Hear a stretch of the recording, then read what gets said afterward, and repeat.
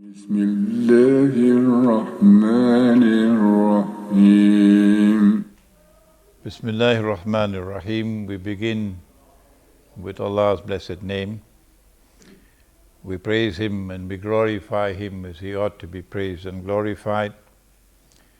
And we pray for peace and for blessings on all His noble messengers, and in particular on the last of them all, the Blessed Prophet Muhammad sallallahu alaihi wasallam. Brother Chairman, Brother Sean Daly,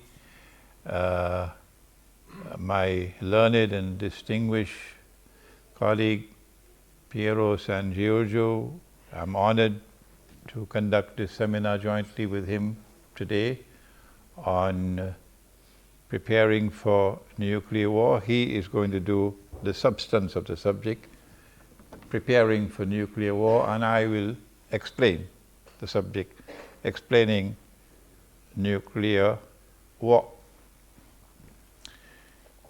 I once asked my teacher, Maulana Fadlur Rahman Ansari rahimahullah, that the Quran says that it has come for those who have fear of God in their hearts. That's how it starts. So I said, what about the rest?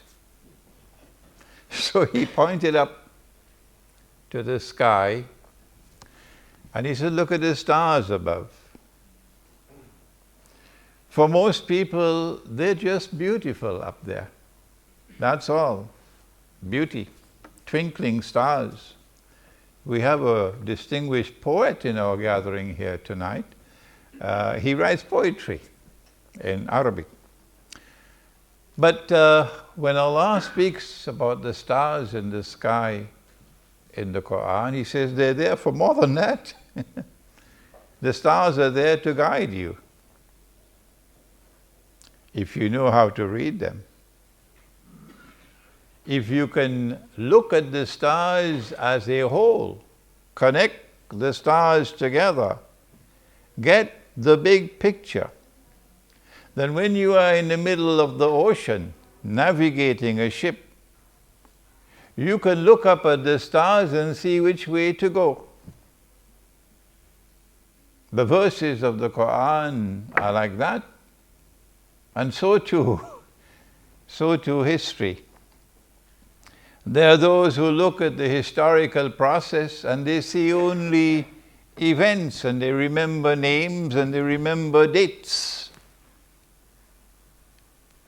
And they say, but perhaps the world is just moving this way and that way. Like a piece of wood in the ocean, the wave is turning, tossing it this way and that way. That history is just moving in any direction it chooses to move.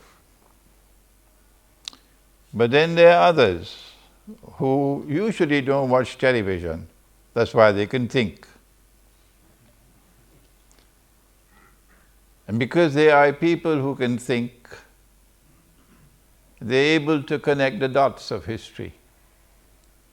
And they're able to see a pattern emerging in history. And read history differently from that which is presented in the history books. And such people look at the world today and say we are on the brink of some big catastrophic event. And these are not people who are simply Christians or Muslims or so. Piero is secular in his thinking. Piero wrote to me a few years ago and said, I don't understand it. How come? You from religion and I from the secular world, and we came to some conclusions.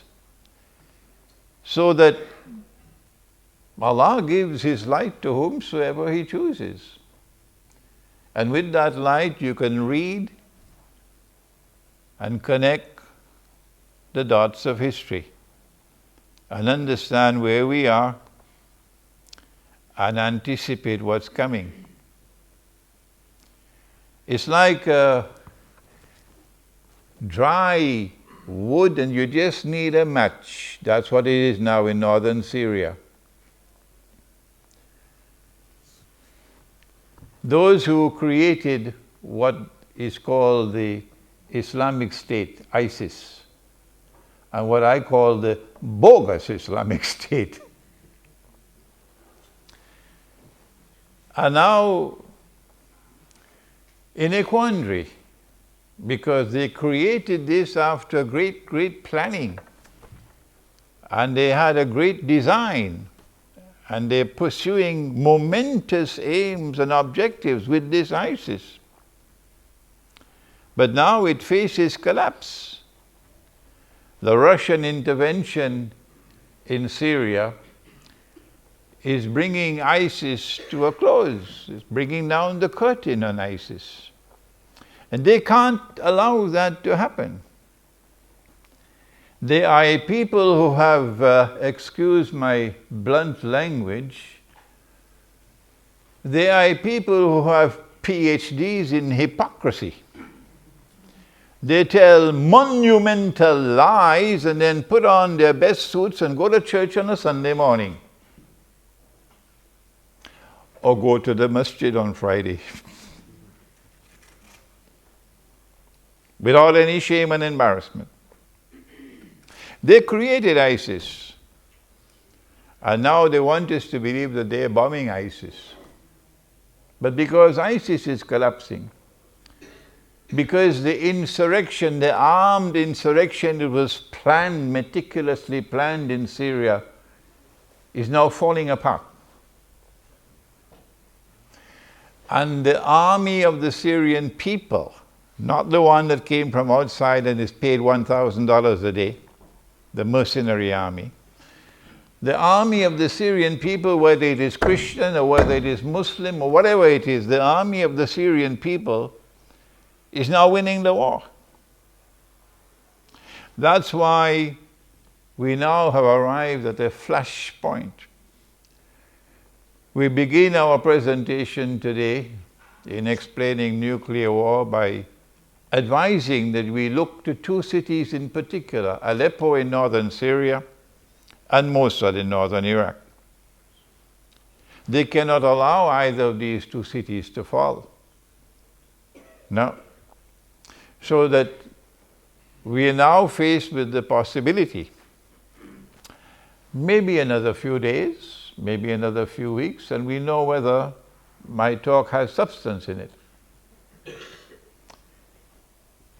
that NATO's very important member called Turkey, led by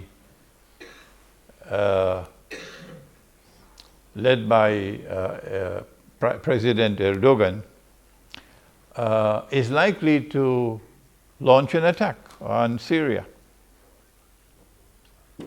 in order to stave off defeat. And that Saudi Arabia is likely to be part and parcel of that attack. If that attack takes place,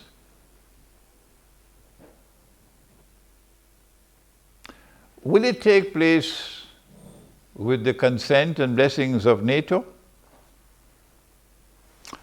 Or will Turkey and Saudi Arabia be moving out on their own, hoping that NATO will intervene? That's the question I cannot answer. I don't think anyone can answer that question. And so there are two possibilities. This is the micro-analysis before we proceed with the macro-analysis. There are two possibilities that we can be facing a war which is going to be limited in scope, in which NATO may decide not to intervene, and Turkey and Saudi Arabia will have to fight it out on their own, and they're going to lose that war. Russia will defeat them.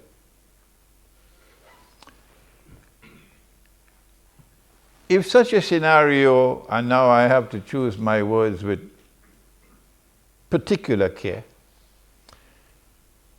if such a scenario were to emerge, this is the first option, then at the end of such a limited war,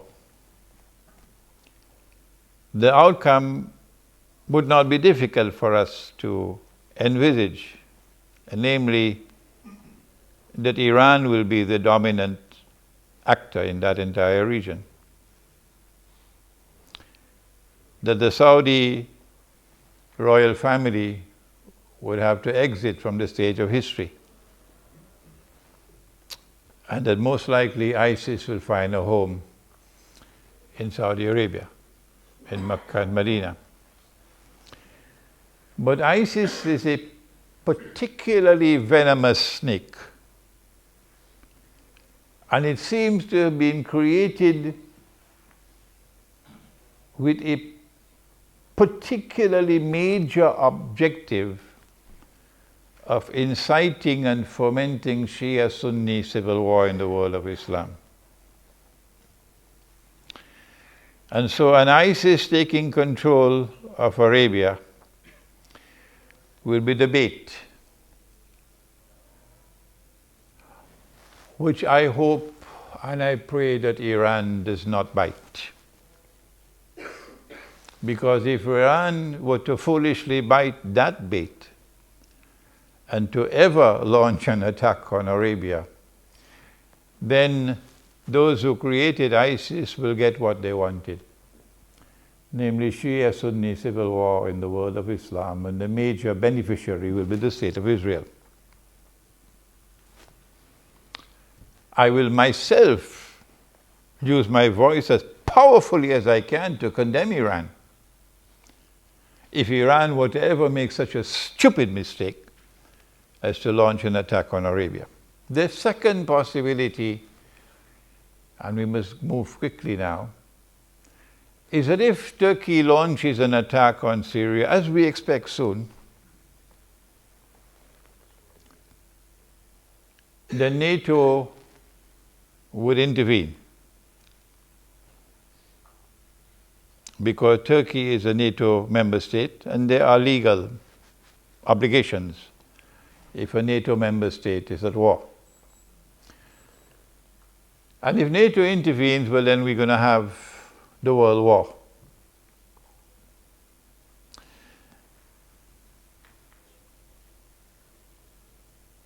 If the world war takes place, of course it's going to be nuclear war.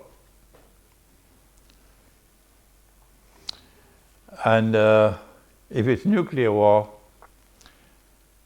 then only the nuclear scientists really will be able to tell us what's going to happen to the world if a nuclear war takes place. But we're hoping that Piero will be able to at least give us some help in understanding what kind of a world will it be if a world war takes place.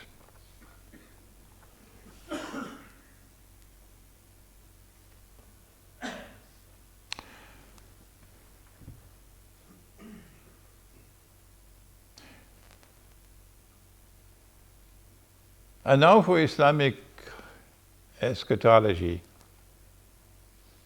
and what it has to say concerning world war. We are familiar with what the Prophet said. Allah's blessings be upon him. It's just that we don't put it into context. Prophet Muhammad, Allah's blessings be upon him, said that the river Euphrates will one day uncover a mountain of gold. And people will fight for that gold. And 99 out of every 100 who fight for the gold would be killed. And each would say, I will be the one who will survive. But those who believe in the one God should not touch that gold. We have recognized this to be religious symbolism. And last August in our seminar right here in Geneva, we offered an interpretation that the mountain of gold is not to be understood as a metal, mountain of metal. There are those, of course, who insist on a literal understanding, and hence they're waiting for the mountain of the metal to come out from underneath the river. But we say no, it is religious symbolism. And in 1974, an ocean of oil underneath the river began to function as a mountain of gold. An ocean of oil underneath the river, Euphrates, began to function as a mountain of gold. When? How?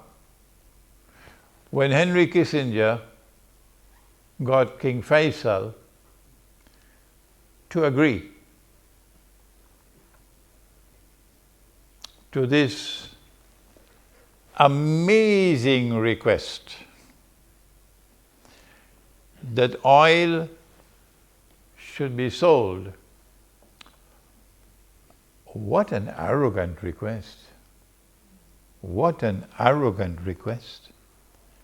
That oil should be sold for only US dollars. And they say, we are the people who have given you the free market. Really?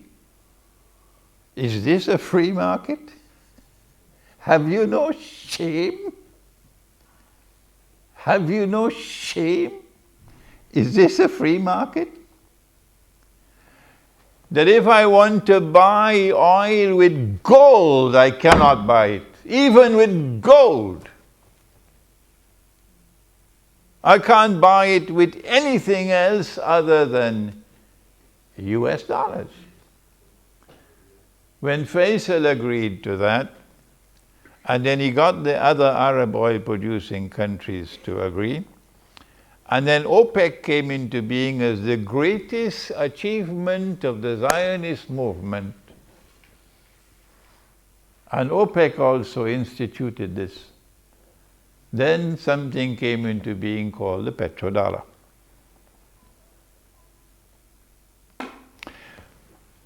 And the prophecy of Prophet Muhammad alayhi salatu wasalam materialized.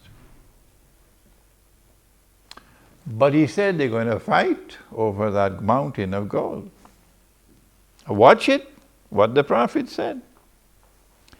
That fight is coming into being now. That fight is about to take place because of BRICS. Because BRICS is a threat to the petrodollar monetary system. And Russia is the leader of BRICS. Without Russia, China would not be there.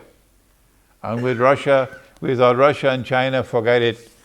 India and Brazil and South Africa are just little boys. And so, from our eschatological perspective, the big war is coming. And we can see and understand there's going to be the war over the mountain of gold. And so Ukraine is a sideshow. Syria is a sideshow. The mountain of gold is the cause of the war. In order to maintain their rule over the world, they must maintain their rule over money.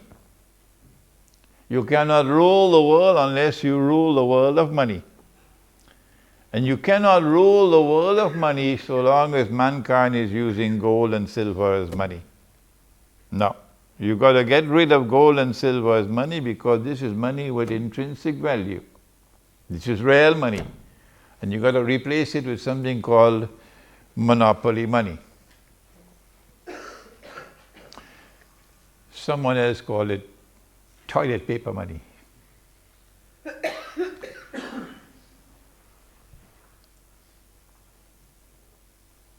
One of the reasons why they want to rule the world of money and hence rule the world is because of a messianic interpretation of history. Christianity, Judaism and Islam all say the same thing, that the historical process is going to end with the Messiah. And the Messiah will rule the world from Jerusalem. But before the Messiah rules the world from Jerusalem, there is one who will seek to impersonate the Messiah. He's known as the Antichrist. In Islam, he's known as Dajjal. I'm writing a book on Dajjal now, but some of you don't want me to finish this book. So many emails. So I have to keep on replying. I regret I cannot respond while I'm writing my book. In order for him to successfully impersonate the Messiah, he has to rule the world. He has to rule the world. And he has to rule the world from Jerusalem. But the Messiah was not sent to the American people, nor was the Messiah sent to the Swiss. The Messiah was sent to the Israelite people, the Jews. And so they have to be convinced that you are the Messiah if you want to make a claim. In order for him to convince the Jews that he is the Messiah, and if you've read Jerusalem in the Quran, you'll be familiar with this eschatological analysis. Number one, he has to liberate the Holy Land for the Jews. He couldn't do that so long as the world of Islam had a caliphate. So long as the world of Islam had Darul Islam, one consolidated mass, a mighty army. So in order for him to liberate the Holy Land, he has to get rid of the Caliphate. He did it with exquisite design. Exquisite design. An institution which has been there in the world of Islam for 1400 years. How to get rid of it? It is part of the deen, the religion, how to get rid of the caliphate. And then get the Muslims to forget the caliphate. Of course, that's what television does. What it did was to create the Ottoman Empire, Dajjal.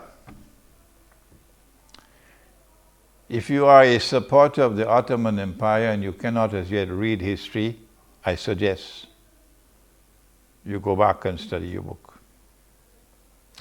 The Ottoman Empire was then empowered with a power that could not be matched by its enemies. No. Where did it get that power from? And then the Ottoman Empire expanded until it took Arabia and took Mecca and Medina, and then claimed the Caliphate and carried it to the capital city of the Orthodox Christian world. There are many things that are strange that occurred in history. This one beats them all. To take the capital of the world of Islam and go and pack it up in the capital of the Orthodox Christian world, this one beats them all. And then when the Ottoman Empire collapsed, the Caliphate collapsed with it. That was the grand design. In order for them to be able to liberate the Holy Land, they had to break up the world of Islam. And that's what happened with the First Great War. The First Great War, the First World War, from an eschatological perspective, achieved these objectives. It got rid of the Caliphate. And it broke up the world of Islam into bits and pieces at mutual war with each other, antagonism with each other, and gave it a virus called nationalism. And this virus caused them to have rivalry with each other. Exquisite planning, incidentally. Exquisite planning. The First World War, therefore, allowed them, a British army, to conquer Jerusalem. And guess who the British had fighting with them in the British army? They had Arabs. They had, today it's called Pakistan. They had many Punjabis fighting in their army. Oh yes. I mean, you have to give Jack his jacket. The British were brilliant. Brilliant in making fools of these people. And they're doing it again today now with ISIS. Not only did the First World War achieve this objective of neutralizing the world of Islam, but there is another threat to them. And that comes from another part of the Christian world which has an equal claim to Jerusalem. And that's the Orthodox Christian world.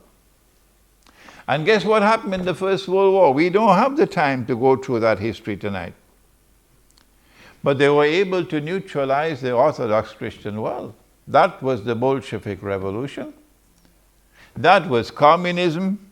And that was the world's first atheist state, which waged war on the Orthodox Christian people, destroying their monasteries, destroying their churches, killing them, slaughtering them, pushing atheism down their throats. That was the Soviet Union. And so both the two possible threats to them were neutralized. The First World War. Was it 20 million Russians were killed in the First World War? Then came the Second World War. If we look at it from an eschatological perspective, Britain now has control over the Holy Land. Britain is the mandate power.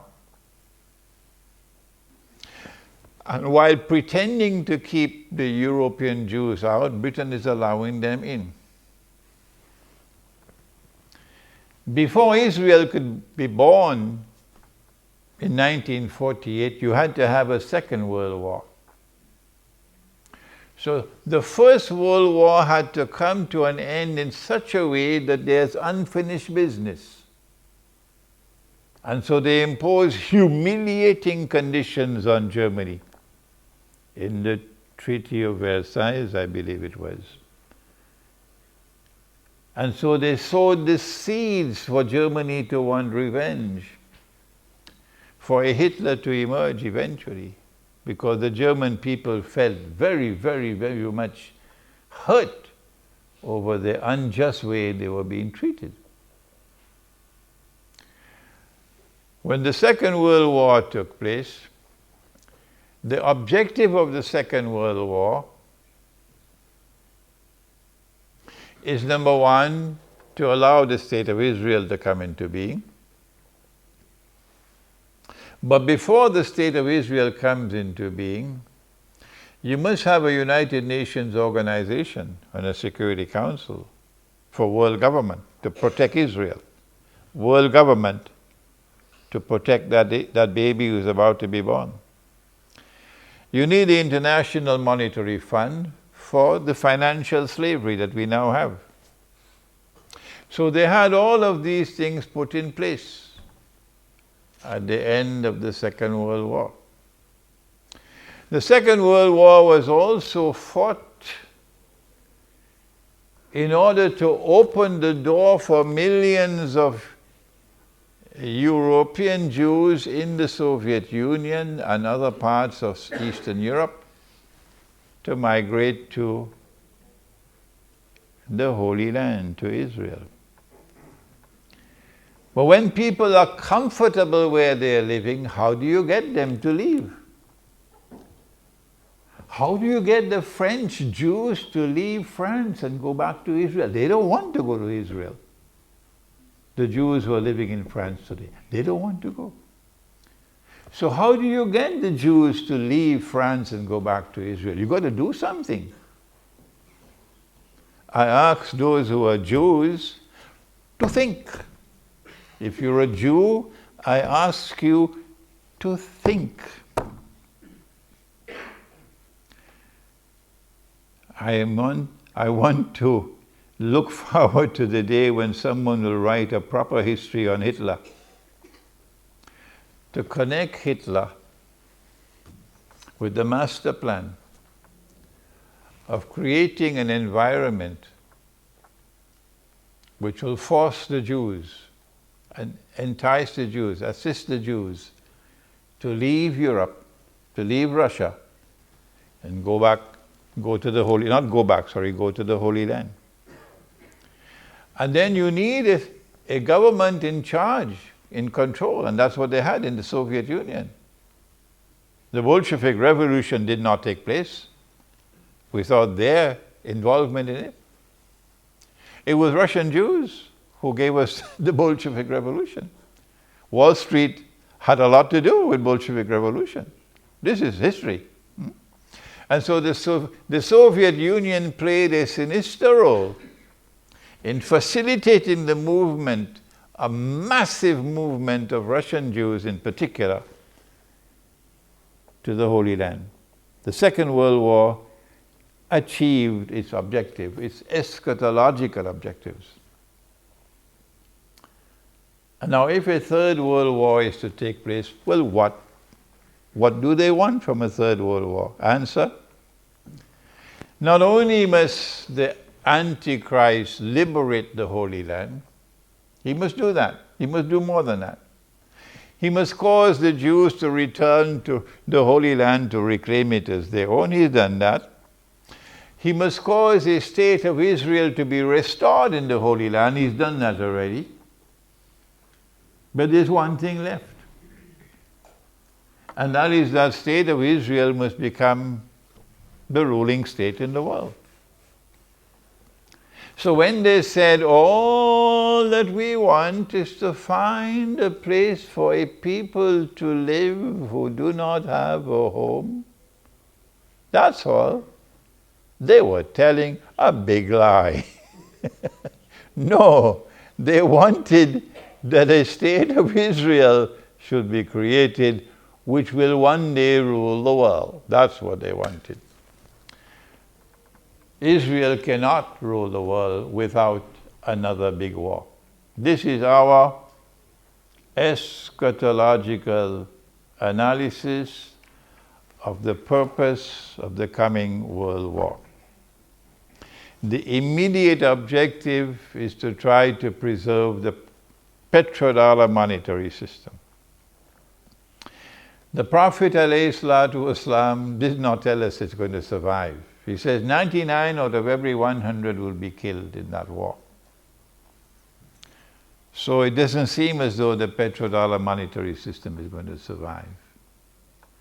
Well, then what kind of monetary system will emerge in the wake of a great war? Answer: don't ask me how it will take place, because I don't know. I don't know what a post-nuclear world is going to be. People can't live in these countries anymore. Well then, a post-nuclear world appears to me,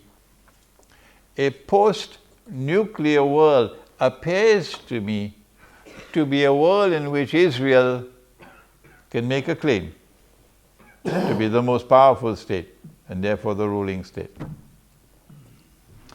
And so the Third World War would be the war which will witness the passage from Pax Americana to Pax Judaica. Before I end, there's one more thing that the Third World War can achieve.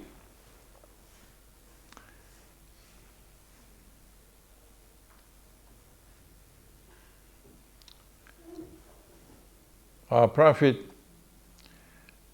Allah's blessings be upon him, prophesied the destruction of the Arabs. Will we be destroyed? She asked. His wife asked. He said, Na'am, yes, you will be destroyed, the Arabs. When will we be destroyed? إِذَا كَثُرَ الْخَبَثِ, when khabath prevails. When rubbish takes over. If you look at the landscape of the Arab world today, if you look at those who lead the Arabs today, and you look back at yesterday, and you see men and women of piety, men and women of integrity, men and women of whom the Arabs were proud, and you look at the vagabonds that we have today, you see this is rubbish. This is rubbish. If Ikhwan was bad, and of course, oh yes, Ikhwan al-Muslimun made so many mistakes that I wish they never rule over Egypt again. This may hurt the feelings of some people. But if you cannot read the constitutional sunnah, then you shouldn't call yourself an Islamic movement. If Ikhwan al-Muslimun was bad, well, I tell you, Sisi is much worse. That may hurt the feelings of some of the supporters of the Egyptian government. And so when rubbish prevails, and that's what we have today, rubbish prevailing, the Arabs are going to be destroyed. Well, what about the other force which threatens them, Russia? What's going to be Russia's fate after the World War? I don't have the time, but Surah Al-Kahf tells me that Putin is going to checkmate them. Yes, there's going to be massive destruction of Russia, but Russia will survive. How do we know that? Because the next event which takes place after the Great War, said Prophet Muhammad, Allah's blessings be upon him, and if you're in NATO, you better listen to Muhammad alayhi salatu wasalam. If you're in Washington, you better listen to this man. He said the next event to occur after the Great War will be the conquest of Constantinople. And the conquest of Constantinople has only one military significance. It liberates the Bosphorus for the Russian Navy. And so Russia will survive the Great War. What happens after that? You read Islamic eschatology and you would know what happens after that. But before I end, they will achieve one more major victory in this coming war. In the First World War, they got rid of the Caliphate. That was a great achievement. Because the Caliphate had been in existence for 1400 years. But the Hajj has been in existence for thousands of years. The Hajj, the annual pilgrimage to Mecca, has been in existence from the time of Ibrahim alayhi salam. So thousands of years, even thousands of years before Prophet Muhammad alayhi salatu wasalam was born. But there's not going to be any Hajj after the next war. The Hajj will disappear. That's another major victory coming up. How do we know that? Because he prophesied it. Hajj. وَلَا يُؤْتَمَرَنَّ, and people will continue to make the Umrah, the visit. بَعْدَ خُرُوجِ يَأْجُوجَ وَمَأْجُوجَ بَعْدَ خُرُوجِ يَأْجُوجَ. Even after Gog and Magog have been released, people will continue to perform the Hajj. And people will continue to perform the Umrah or the visit to the house. But then he ended by saying, لا تقوم الساعة حتى لا يحج. But the last hour will not come until the Hajj is abandoned. And I am suggesting to you that the abandonment of the Hajj will take place in this coming nuclear war. I hope and pray that this brief introduction to an Islamic eschatological analysis of world wars would provoke the scholars in our midst, because I'm now 74 years of age. But we haven't shown here a graduate of international relations.